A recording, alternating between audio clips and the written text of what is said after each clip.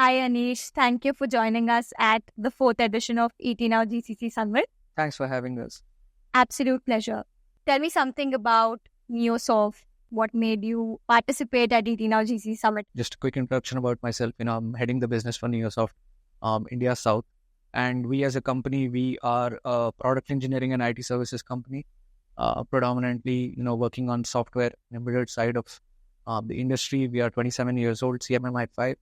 And, about 30 to 31% of our clientele are GCCs, and about 50 to 60% of them are repeat customers. And we are working in almost all verticals that are very essential for the industry's performance, whether it's software development lifecycle, or whether it's data science, AI, ML, or whether it's enterprise application support. We are there in almost most, I would say, industry verticals as well as technology horizons. We are a close to 5,000 plus employee organization with 20 delivery centers in India as well as outside. Great. I hope you were able to have fruitful conversations with all the industrialists who were a part of the summit from the GCC space. It was really a good event for us. A lot of relevant contacts. Some of them came to our booth, some of them we approached, and it was a very sort of a friendly interaction because the atmosphere was set really well by the organizers.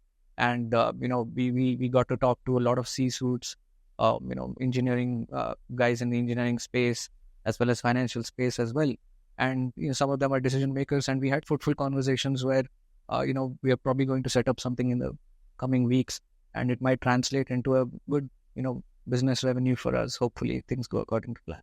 Now that you've given me an overall experience of what you and the team had at the event, I want to delve deeper into what is your industry perspective about GCC. So how do GCCs in India contribute to job creation and skill development in the local workplace? And that's a very good question, if I have to start off with that. Now, since we are in Bangalore, and speaking on a perspective of the local space here in Bangalore, and also purely on the IT perspective, right? You would actually, without a doubt, know that GCC was the one that actually set up, the proper workflow in the software sector in this particular area. If you, look back in time, one of the biggest, companies that opened up as a GCC over here was the reason why there was such a big inflow of, engineers and engineering colleges, etc., which was Microsoft. And it was a GCC. And before that, our hold on software was, was not at all that mature. But once that GCC was here, a lot of job opportunities opened up. And now that you have an industry leader looking at your particular local, which is a global, leader in technology, they have come in, they have set up their offices. That immediately motivates a lot of other sectors to start working around it as well. Right. Educations, engineering colleges, coaching classes, and all of that. And each and every one of those nuanced industries that open up around it, they are always attracting local talent, right? Agreed. So they are churning out people who have industry expertise and in all these nuances, and they're all working together, to uplift the GCC as well as their own infrastructure within the city. So I feel that they are the ones who started this revolution, and the startups that we have right now and the unicorns, and, for example, Zeroda, that is being started by, the founders who are from here, and they're following, the example, and they've made an amazing killing of, the products and solutions that they have. And a lot of people now in the new generation are following their steps. So I think the whole revolution started by this, and we are very thankful that they chose this place. And of course, because this was the first place they chose, we are still called as the Silicon Valley of India. Very proud to have that title as well. I have one more question coming your way. So what are the emerging trends and disruptive technologies that you think GCCs in India should prioritize to ensure continued success and leadership in their respective field? I think this also has a lot of connection with what you just already covered in the previous question. Exactly. Now, just like GCCs, we have our thought process lined up as well. We want to be at the forefront of technology. That is the goal for every company, whether it's a GCC, that is where they want to be. And when you think about GCCs, right, their whole setup is they have already achieved success in their home ground. Yeah. So much so that they have achieved success in places where They don't, have any foothold or anything. They have gone there ground up from foundation and built everything up, which means these are the people who actually run the world. They are at the forefront of technology. There's no one teaching them. They are building tools and technologies which will be taught in the coming years. To answer your question, I mean, few of the areas where they have actually perfected it.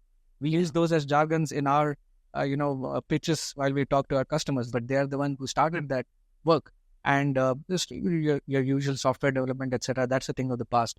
Now, what is more relevant, is few of the trends. I would say the top 3 trends that I'm seeing, which is, getting a lot of focus in the industry, of course, is data science, right? That is number 1. And number 2 is blockchain, right? And number 3 is an umbrella term, digital transformation, but it definitely entails a lot of other things. So in data science, as you know, data is the currency of the now, and a lot of operations in the data have resulted in lot of, intelligent automations, as well as, intelligent replication of certain areas where you are able to reduce your expenses, increase your efficiency, etc. And when you're leveraging AI and ML, that really kicks it up a notch as well. Secondly, in blockchain space, you're completely going into the NFT, space and all of that. You're carrying out transactions without any, physical, tangible, things. And, the third area, digital transformation, you're able to ingest a data from multiple sources. You're able to structure it. You're able to run it through, certain tools which are giving you real-time data on what is happening in different areas. And all that is helping you have a very, very clear insight on what your thought process for the next couple of years should be. And it is not a work in progress. I think we are already there at a very mature stage. And GCCs are the ones who are in that particular stage right now. We are just following in the footsteps. And we are also trying to be at level with them in terms of our services. Which is it one top trend which you are personally looking forward to as the head of business development at NeoSOFT? What is it that you are looking forward to? So there are a couple of things that, I have a great interest on. Again, this is a personal opinion, of course. AR, VR, that is a space, which is slowly, starting to pick up.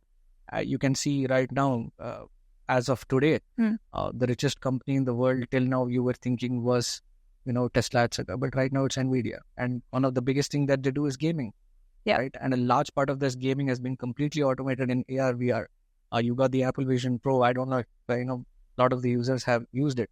It's a completely whole new other experience in a way where it is going to simplify your day-to-day life in a very remarkable way. Not just, for us, but even for military applications and other software, industries as well. So that is one area which is very interesting to me, and I'm sure for a lot of other people as well. I'm sure. For me too. Thank you so much, Anish, for joining us. It was great speaking with you and wishing you and the team at NeoSOFT great success. Thank you. Thanks a lot. Thanks for having us.